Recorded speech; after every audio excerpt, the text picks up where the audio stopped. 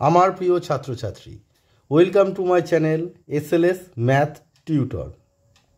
এই ভিডিওতে আমি ক্লাস 11-এর সেকেন্ড সেমিস্টারের কোঅর্ডিনেট জিওমেট্রি সরলরেখার যে চ্যাপ্টার আছে সেই প্রশ্নমালা 2 এর অতি সংক্ষিপ্ত উত্তরধর্মী অর্থাৎ মার্কস 2 এর অঙ্কগুলো করে দেখাবো। এই সরলরেখা সংক্রান্ত মার্কস 1 এবং এর যে থিওরি আছে সেই থিওরির ভিডিও আমি আলাদা করে বানিয়েছি। সেই ভিডিওগুলো আমি ডেসক্রিপশানে তার লিঙ্ক দিয়ে দেব, তোমরা সেই ভিডিওগুলো দেখে নেবে। এই ভিডিওতে আমি মার্কস 2 এর যে প্রশ্নগুলো আছে সেগুলো সমাধান করে দেখাবো।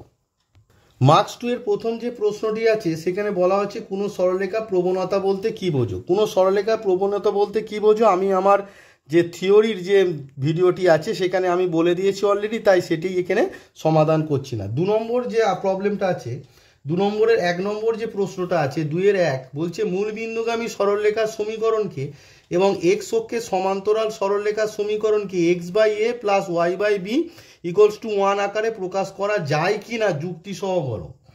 তো দেখো, আগে যে কোনো প্রশ্নের সমাধান করতে গেলে আগে প্রশ্নটাকে ভালোভাবে পড়তে হবে। প্রথমে কি বলেছে না মূল বিন্দুগামী সরলরেখার সমীকরণকে এবং নাম্বার 2 বলেছে এক্স অক্ষের সমান্তরাল সরলরেখার সমীকরণকে x/a + y/b আকারে, তার মানে x/a + y/b এই যে আকারটা আছে = 1, এটা কি আকার? ছেদিতাংশ আকার, তাই তো? তা ছেদিতাংশ আকার কখন হয়? ছেদিতাংশ আকার তখনই হয় যখন কোনো সরলরেখা x এবং y উভয় অক্ষকে ছেদ করে। এবার আমায় দেখতে হবে যে মূল বিন্দুগামী সরলরেখা সে কি উভয় অক্ষকে ছেদ করছে। দেখো, মূল বিন্দুগামী কোনো সরলরেখা ছবি যদি আমি আঁকি, এটি হচ্ছে x অক্ষ আর এটি y অক্ষ। এবার দেখো, মূল বিন্দুগামী কোনো সরলরেখা কি হচ্ছে, মূল বিন্দু দিয়ে যাচ্ছে, এটি মূল বিন্দুগামী কোনো একটা সরলরেখা। তো এটি কোনোদিন কি x এবং y অক্ষকে ছেদ করবে? করবে না তো। তাহলে মূল বিন্দুগামী সরলরেখার সমীকরণকে আমরা x/a + y/b = 1 আকারে প্রকাশ করতে পারবো না, কারণ মূল বিন্দুগামী কোনো সরলরেখা কখনোই x এবং y অক্ষকে ছেদ করে না। তাহলে আমি কি লিখে নিলাম যে যেহেতু মূল বিন্দুগামী কোনো সরলরেখা x অক্ষ এবং y অক্ষকে ছেদ করে না, সঙ্গেই চিত্রটি তোমরা দিয়ে দেবে। দেখো, মূল বিন্দুগামী সরলরেখা x অক্ষ এবং y অক্ষকে ছেদ করে না, অতএব যেহেতু মূল বিন্দুগামী কোনো সরলরেখা x অক্ষ এবং y অক্ষকে ছেদ করে না, অতএব মূল বিন্দুগামী সরলরেখার সমীকরণকে x/a + y/b = 1 আকারে প্রকাশ করা যায় না।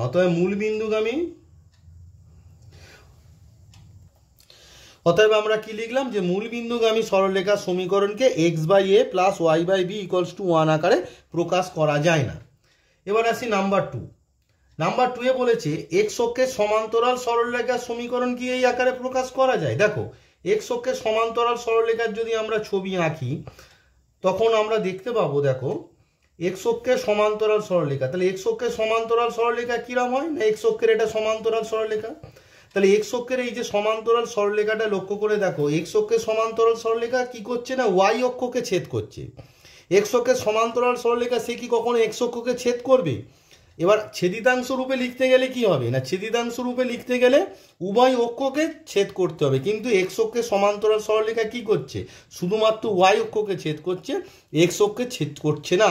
তাই x অক্ষের সমান্তরাল সরলরেখাকে x/a + y/b আকারে প্রকাশ করা যায় না। তাহলে আমরা কি লিখব না, যেহেতু x অক্ষের সমান্তরাল সরলরেখা x কখনোই x অক্ষকে ছেদ করে না, তাহলে আমি কি লিখলাম যে যেহেতু x অক্ষের সমান্তরাল সরলরেখা কখনোই x অক্ষকে ছেদ করে না, অতএব x অক্ষের সমান্তরাল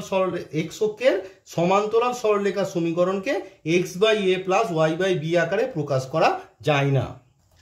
অতএব আমি কি লিখে নিলাম যে x অক্ষের সমান্তরাল সরলরেখার সমীকরণকে x/a + y/b = 1 আকারে প্রকাশ করা যায় না। তাহলে কারণটা বোঝা গেল, যেহেতু x অক্ষের সমান্তরাল সরলরেখা কখনোই x অক্ষকে ছেদ করে না, তাই x অক্ষের সমান্তরাল সরলরেখার সমীকরণকে আমরা x/a + y/b = 1 আকারে প্রকাশ করা যায় না।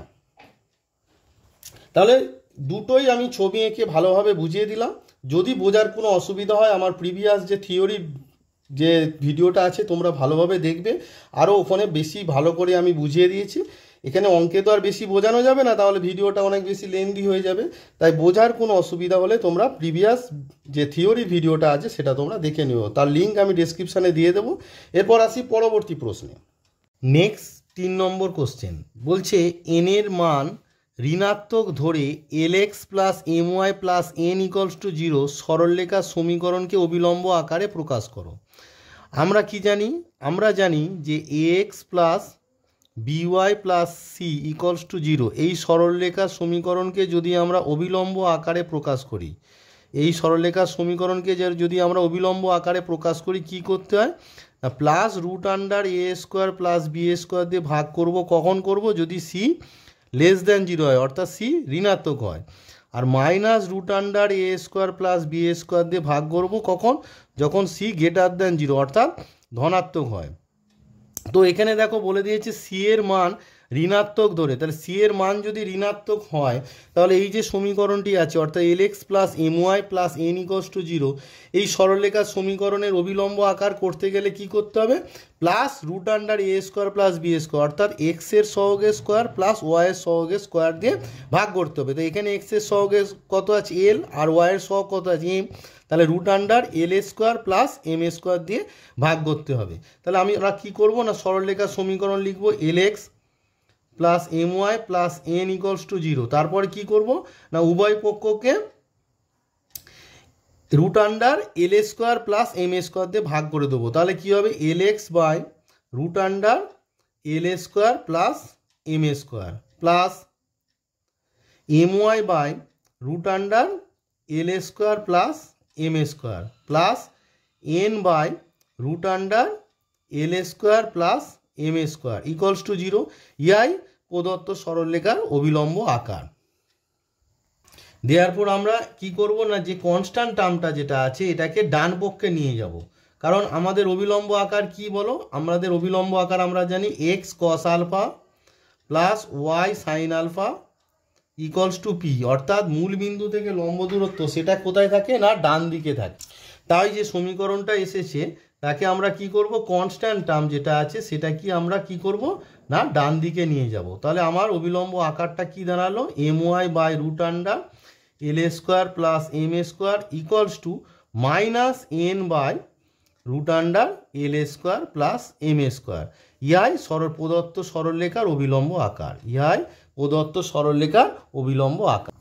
তাহলে সরলরেখার অবিলম্ব আকারটা কি দাঁড়ানো না l by root under l square plus m square into x plus m by root under l square plus m square into y equals to minus n by root under l square plus m square. এই যে minus n by root under l square plus m square বেরোলো, এটাই হলো সরলরেখাটির মূল বিন্দু থেকে লম্ব দূরত্ব। প্রশ্নটা যদি বলতো যে সরলরেখাটির মূল বিন্দু থেকে লম্ব দূরত্ব কত, তখন আমরা লিখতাম যে প্রদত্ত সরলরেখার মূল বিন্দু থেকে লম্ব দূরত্ব minus n by root under l square plus m square একক।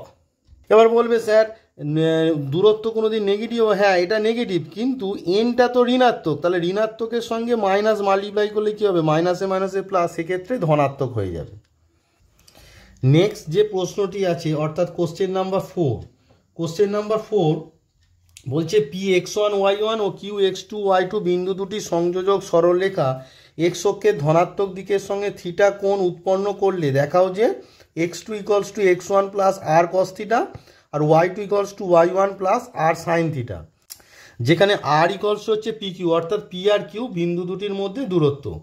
দেখো এখানে প্রথমে কি বলেছে যে সরলরেখাটি এক্স অক্ষের ধনাত্মক দিকের সঙ্গে থিটা কোণ করে। তাহলে প্রদত্ত সরলরেখার যেটা আছে অর্থাৎ সরলরেখাটির প্রবণতা কি হবে না আমরা জানি সরলরেখার প্রবণতা ট্যান থিটা। তাহলে সরলরেখাটির প্রবণতা ব্র্যাকেটে এম ইকলস টু কি দাঁড়ালো না এক্স অক্ষের ধনাত্মক দিকের সঙ্গে যে কোণ করে তার ট্যানজেন্ট, অর্থাৎ থিটা কোণ করে তার ট্যানজেন্ট কত হবে? Tan theta. সরলরেখাটি কি p x one y one বিন্দুগামী, তাহলে কি হবে না সরলরেখাটি যেহেতু p x one y one বিন্দুগামী আর তার প্রবণতা ট্যান থিটা, তাহলে সরলরেখাটির সমীকরণ কি হবে? বিন্দু প্রবণতা আকার কি y minus y one equals to m x minus x one. তাহলে সরলরেখাটির সমীকরণ কি দাঁড়ালো? সরলরেখাটির সমীকরণ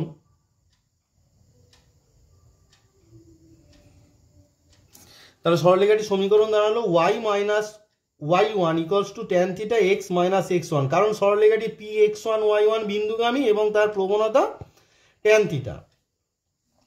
এবারে তোমরা লক্ষ্য করে দেখো যে ট্যান থিটার জায়গায় যদি আমরা লিখি যে sine theta by cos theta, তাহলে কি দাঁড়ায় দেখো, দেওয়ার আমাদের কি আসছে y minus y1 equals to sine theta by cos theta x minus x1।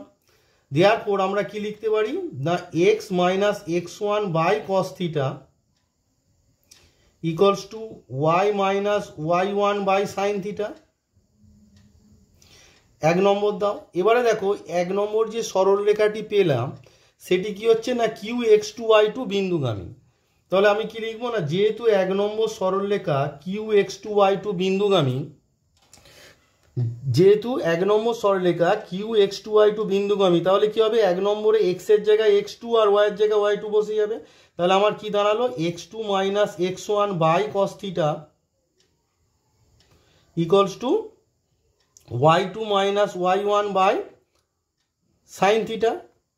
এবারে দেখো এটিকে যদি আমরা সংযোজন করি, অর্থাৎ প্রথম অনুপাতের বর্গ করে তার সঙ্গে দ্বিতীয় অনুপাতের বর্গটা যদি যোগ করে বর্গমূল করে দিই, অর্থাৎ সংযোজন করলে কি পাচ্ছি না, প্রথম অনুপাত দেখো লবে কি আছে x2 মাইনাস x1 তার whole square plus y2 minus y1 তার হোল স্কোয়ার বাই উপরের লব দুটোর যেহেতু বর্গ করে যোগ হয়েছে তাই হর দুটোরও কি হবে বর্গ করে যোগ হবে। এটা হচ্ছে সংযোজন করা হচ্ছে। তাহলে কস square theta plus sine square theta. এবারে দেখো এবারে আমরা কি জানি যে কস square theta plus sine square theta equals two কি, ইকুয়ালস টু হচ্ছে তোমার 1। তাহলে আমার কি দাঁড়ালো, এটা যদি 1 হয়ে যায় শুধু লবটা পড়ে আছে, অর্থাৎ x2 মাইনাস x1 তার whole square plus y2 minus y1 তার হোল স্কোয়ার। এবারে দেখো x2 মাইনাস x1 তার হোল স্কোয়ার আর y2 মাইনাস y1 তার হোল স্কোয়ার। এটা মানে কি x1 y1 আর x2 y2 মধ্যে কি দূরত্ব, অর্থাৎ এটা মানে কি হয়ে গেল, এটা মানে হচ্ছে pq। এটা কি x1 y1 আর x2 y2 মধ্যে দূরত্ব কি root under x2 minus x1 তার whole square plus y2 minus y1 তার হোল স্কোয়ার। তার মানে এটা কি দাঁড়ালো x1 y1 আর x2 y2 বিন্দু দুটির মধ্যে দূরত্ব, বিন্দু দুটির মধ্যে কি আছে পি আর কিউ, তাদের মধ্যে দূরত্ব কি পি কিউ। এবার পি কিউ মানে কি দেওয়া আছে, এটা সমান দেওয়া আছে আর। তাহলে আমরা কি পেলাম, আমরা পেলাম x2 minus x1 by cos theta equals to y2 minus y1 by sine theta equals to r, এটা পেলাম। এবারে দেখো তাহলে এখান থেকে কি পাচ্ছি, এখান থেকে পাচ্ছি x2 minus x1 equals to r cos theta এবং y2 minus y1 equals to r sine theta. তাহলে আমরা কি পেয়ে গেলাম, দেওয়ার পর আমরা কি পেয়ে গেলাম না x2 ইকুয়ালস টু, আমরা কি পেলাম না x2 ইকুয়ালস টু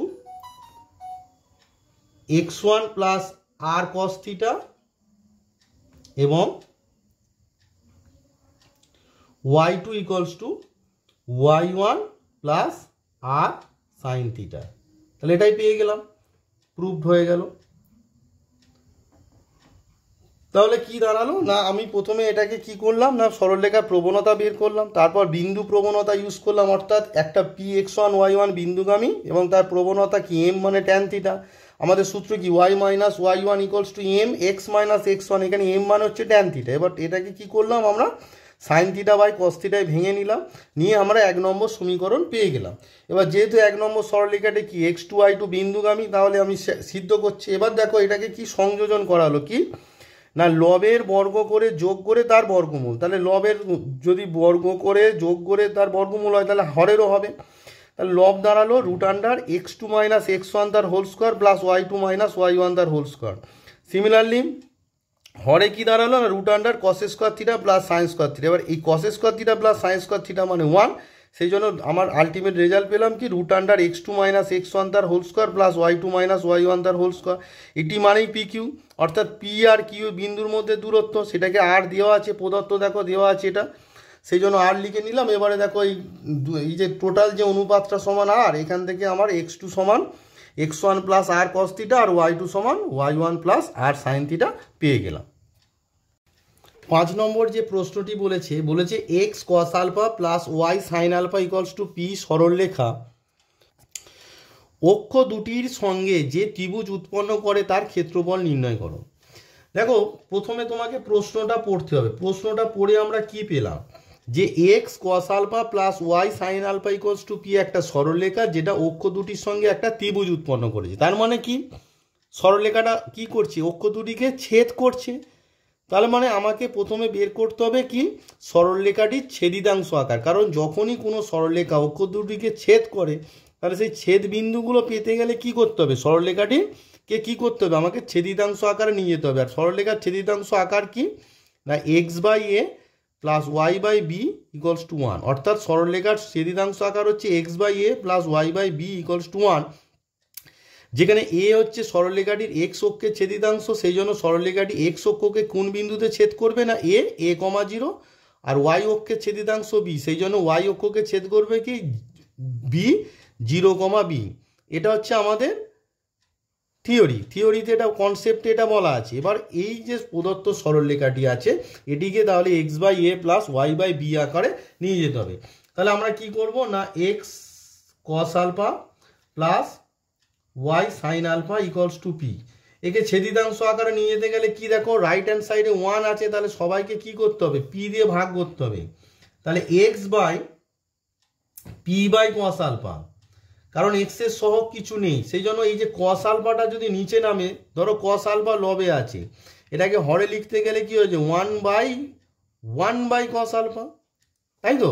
তাই আমি করেছি যে এই যে কস আলফাটা কি তো হলো না, পি এর নিচে চলে গেল। সিমিলারলি ওয়াই বাই এখানে যে সাইন আলফাটা সেও কি হবে না, পি এর নিচে বসবে। তাহলে আমরা কি পেলাম, যে x by p by cos alpha, y by p by sine. তাহলে এখানে এ সমান হচ্ছে পি বাই কস আলফা আর বি সমান কি হলো, পি বাই সাইন আলফা। অতএব প্রদত্ত সরলরেখাটি এক্স অক্ষকে, অতএব প্রদত্ত সরলরেখাটি এক্স অক্ষকে কি না, a p by cos alpha comma 0 এবং ওয়াই অক্ষকে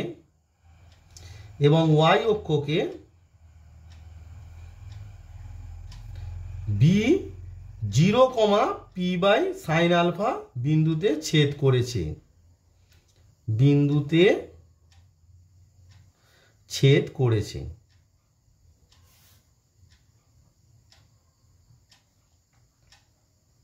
এই অঙ্কটা বোঝার জন্য যে ছেদিতাংশ আকার আমি বারবার বলছি, এই ছেদিতাংশ আকার সম্বন্ধে আমি আমার যে সরলরেখার যে বেসিক কনসেপ্টের যে ভিডিওটি আছে এর আগে আমি দিয়েছিলাম, সেই ভিডিওটা তোমরা একটু ভালো করে দেখে নেবে, তাহলে জিনিসটা আরও ভালো করে বুঝতে পারবে। এবারে আমায় কি করতে হবে, একটা ছবি আঁকতে হবে। কি, আমি কোন এক্স অক্ষকে কোন বিন্দুতে আর ওয়াই অক্ষকে কোন বিন্দুতে ছেদ করেছে পেয়ে গেছি, তাহলে আমাকে ছবিতে সেটা দেখাতে হবে।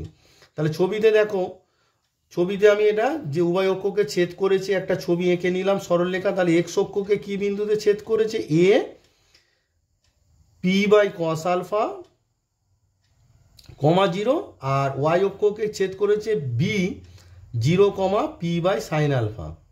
তাহলে ছবিতে লিখে নিলাম। তাহলে প্রদত্ত সরলরেখা এবং অক্ষ দুটি দ্বারা, দেখো প্রদত্ত সরলরেখা অক্ষ দুটির সঙ্গে যে ত্রিভুজ উৎপন্ন করে, যে ত্রিভুজটা কি উৎপন্ন করলো, এই যে ত্রিভুজটা, ত্রিভুজ এ ও বি, এই যে ত্রিভুজটা উৎপন্ন করলো তার ক্ষেত্রফল বের। এই যে ত্রিভুজটা কি ত্রিভুজ, দেখো সমকোণী ত্রিভুজ।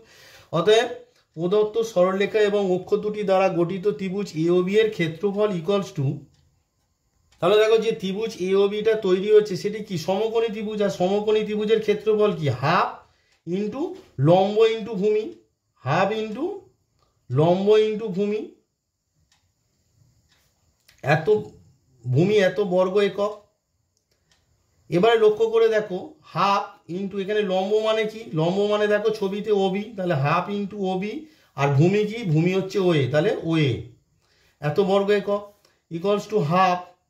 তাহলে দেখো ওবি, তার মানে ও থেকে বি এর দূরত্ব কত, এই যে ডিস্টেন্সটা কি, পি বাই সাইন আলফা। তাহলে এখানে আমি লিখবো p by sine alpha into o a, ওএটা দেখো এখান থেকে এই ডিস্টেন্সটা মানে ও থেকে এর দূরত্ব কত, পি বাই কস আলফা বর্গ একক। এবারে দেখো উপরে গুণ করলে পি ইন্টু পি কত হয়ে গেল, পি স্কোয়ার। এবারে দেখো তোমরা ফার্স্ট সেমিস্টারে শিখেছো যে গুণিতক কোণ, ফার্স্ট সেমিস্টারে যে গুণিতক কোণ ছিল, গুণিতক কোণ সম্বন্ধে যে ত্রিকোণমিতি চ্যাপ্টারটা ছিল সেখানে তোমরা শিখেছো যে 2 sine alpha cos alpha, 2 sine alpha cos alpha সমান কি বলো, সাইন 2 আলফা। তাহলে এখানে এই সূত্রটা কাজে লাগবে যে 2 সাইন আলফা কস আলফার জায়গায় আমরা কি লিখবো, সাইন 2 আলফা। এখানে আছে 2 সাইন আলফা কস আলফা, তাহলে এখানে আমরা কি লিখে দেবো না সাইন 2 আলফা বর্গ একক। তাহলে আমার কি দাঁড়ালো যে প্রদত্ত সরলরেখা এবং অক্ষ দুটি দ্বারা গঠিত ত্রিভুজের ক্ষেত্রফল দাঁড়ালো p a square by sine 2 alpha.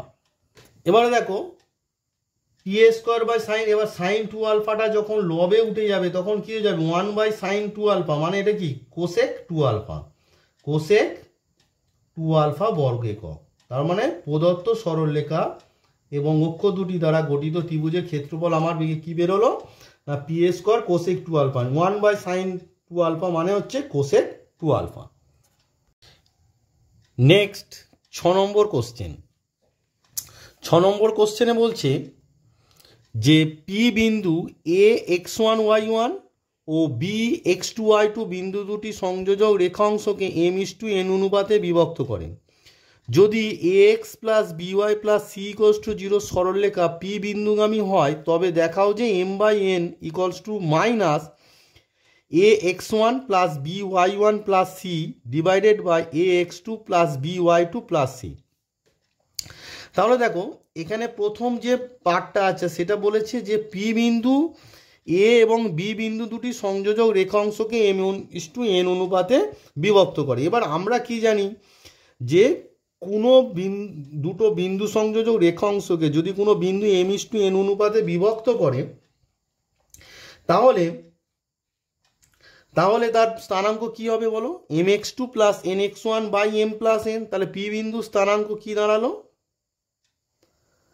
P বিন্দু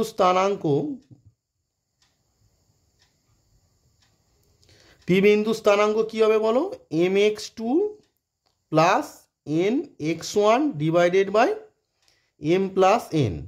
আর ভুজ হলো, আর কোটি কি হবে বলো, my2 plus ny1 divided by m plus n। এবার বলবে যে স্যার পি বিন্দু এ বি রেখাংশকে অন্তর্বিভক্ত করেছে তো বলা নেই। দেখো এখানে কিছু বলা নেই মানে আমরা অন্তর্বিভক্তই ধরবো, কারণ কিছু বলে দেওয়া না থাকলে আমরা সাধারণত অন্তর্বিভক্ত ধরেই অঙ্কটা করি। এবারে দেখো যেহেতু ax plus by plus c = 0 সরলরেখা পি বিন্দুগামী, সরলরেখা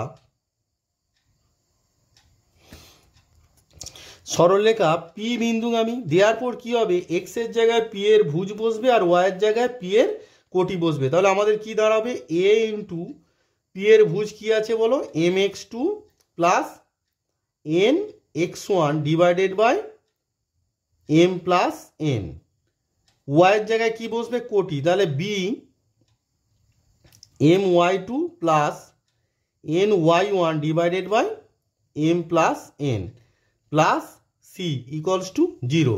দেওয়ার পর এবার দেখো লবে কি আছে, এই দুটোর m প্লাস n আছে। তাহলে যদি আমি সবাইকে m প্লাস n দিয়ে প্রত্যেকটা পদকে যদি m প্লাস n দিয়ে গুণ করি আমার কি দাঁড়াবে, a mx2 plus nx1 plus b, কারণ m প্লাস n দিয়ে মাল্টিপ্লাই করা m প্লাস nটা কেটে গেছে, b my2 plus ny1 plus c। দেখো c এর সঙ্গে তো m প্লাস n নেই, তাই এখানে মাল্টিপ্লাই করায় পাশে m প্লাস n বসে গেল। তাহলে আমি সবাইকে প্রত্যেকটা পদকে কি করলাম, বাম পক্ষে এবং ডান পক্ষের m প্লাস n দিয়ে গুণ করলাম। একে গুণ করা m প্লাস n কেটে গেল, এই যে টার্মটা আছে এটাকে গুণ করা m প্লাস n কেটে গেল, কিন্তু c এর পাশে m প্লাস n বসে গেল। এবার কি হবে না এগুলোকে মাল্টিপ্লাই করে দাও।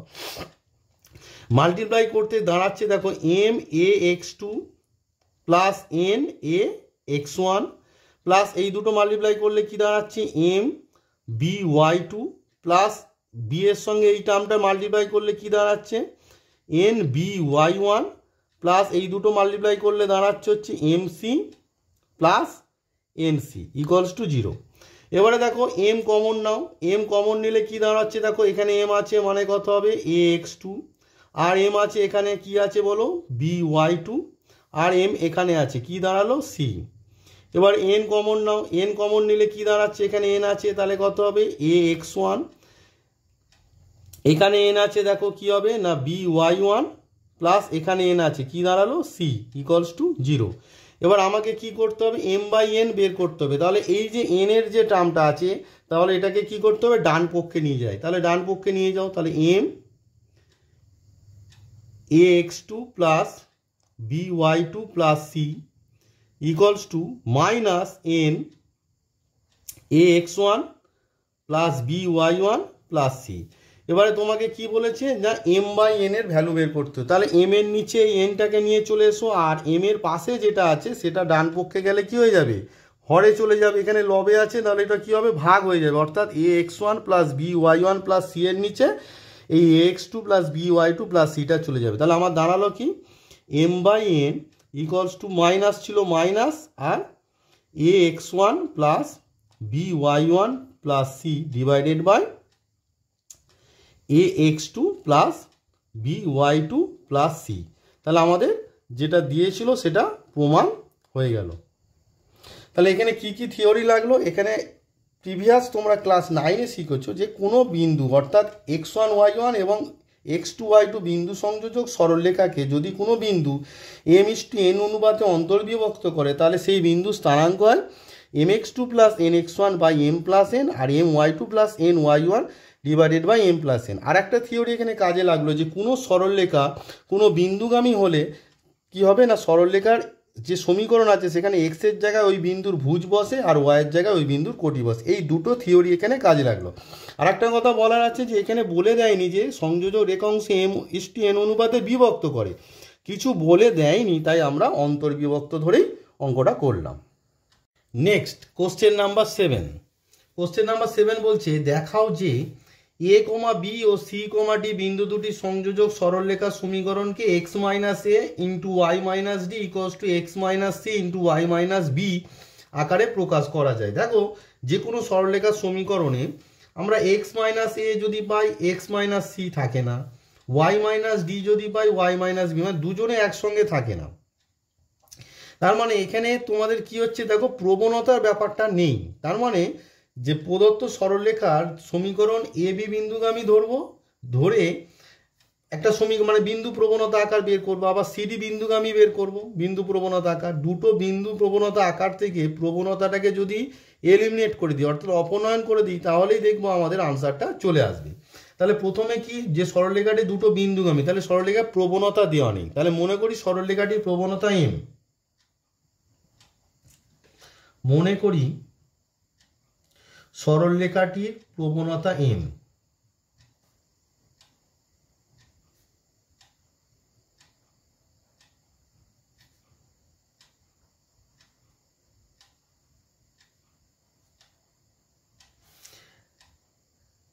যেহেতু সরলরেখাটি এ বি বিন্দুগামী, অতএব সরলরেখাটির সমীকরণ কি হবে, তাহলে আমরা লিখব যেহেতু সরলরেখাটি এ কমা বি বিন্দুগামী, দেয়ারফর সরলরেখাটির সমীকরণ, দেয়ারফর সরলরেখাটির সমীকরণ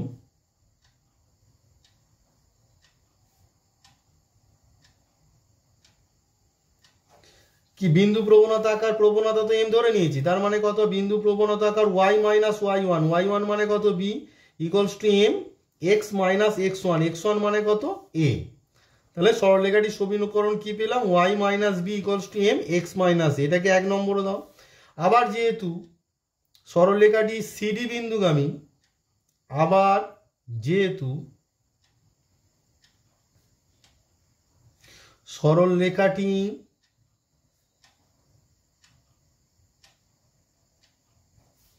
সি কমা ডি বিন্দুগামী, সি কমা ডি বিন্দুগামী, দেয়ারফর সরলরেখাটির সমীকরণ, সরলরেখাটির সমীকরণ কি দাঁড়াবে না, ওয়াই মাইনাস ওয়াই ওয়ান, এখানে ওয়াই ওয়ান মানে কত ডি, তাহলে y minus d equals to m x minus x one, x one মানে সি, এটাকে 2 নম্বর দাও। এবারে লক্ষ্য করে দেখো 1 নম্বর আর 2 নম্বর থেকে যদি এমটাকে আমরা অপনয়ন করছি, অর্থাৎ 1 নম্বর ভাগ 2 নম্বর যদি করি, 1 নম্বর ভাগ 2 নম্বর করে পাই,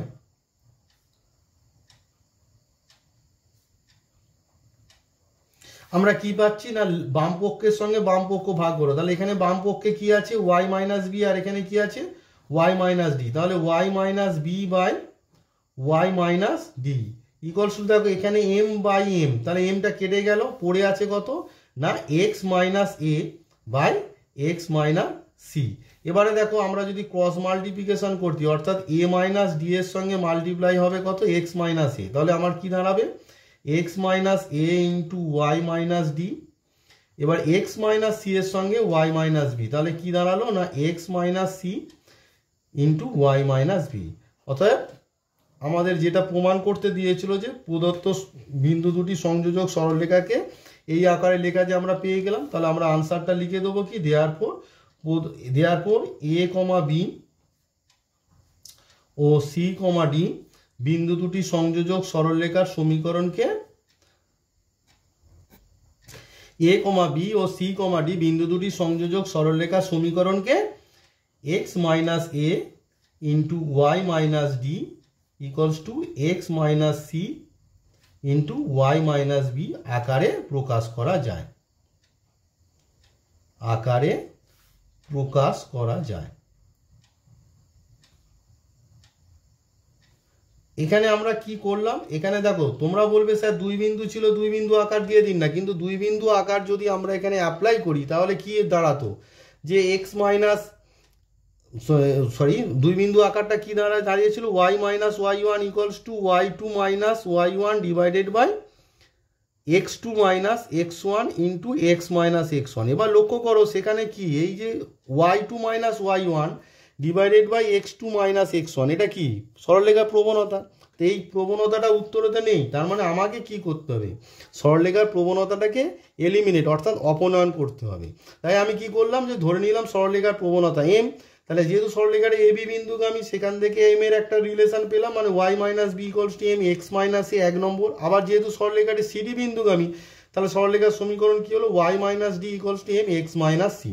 তাহলে এই দুটো থেকে এমটাকে অপনয়ন মানে হচ্ছে এলিমিনেট করতে হবে। তো এলিমিনেট করতে গেলে কি করতে হবে, এটাকে ভাগ করলে অবশ্যই কাটবে, তাই 1 নম্বর ভাগ 2 নম্বর করে আমরা কি করলাম বাম পক্ষ বাই বাম পক্ষ ডান পক্ষ বাই ডান পক্ষ করে আমি সম্পর্কটা পেয়ে গেলাম।